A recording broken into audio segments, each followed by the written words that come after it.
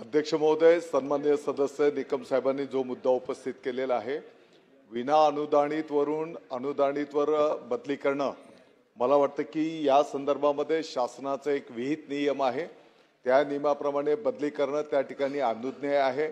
आणि ही बदली होत असताना जोपर्यंत ज्याची बदली झाली त्याचं मूळ जी शाळा आहे ती शाळा जोपर्यंत टप्प्या अनुदानावर येत नाही किंवा ज्या टप्पा अनुदानावर मूळ शाळा आहे त्या पद्धतीनेच बदली झालेल्या ठिकाणी सुद्धा त्या टप्प्याद्वारेच त्याला त्या ठिकाणी अनुदान अपेक्षित आहे. आणि निकम साहेबांना हे पण माहित आहे की जेवढं टप्पा अनुदान त्या ठिकाणी त्याला दिलं जात आहे, उर्वरित त्याचा पूर्ण पगार त्या ठिकाणी देणं. उदाहरणार्थ एखाद्या शिक्षकाला जर 20% अनुदान टप्पा अनुदान मिळत असेल तर 80% त्या शिक्षक बांधवाला संस्थेच्या माध्यमातून त्याचं वेतन देणं अपेक्षित आहे.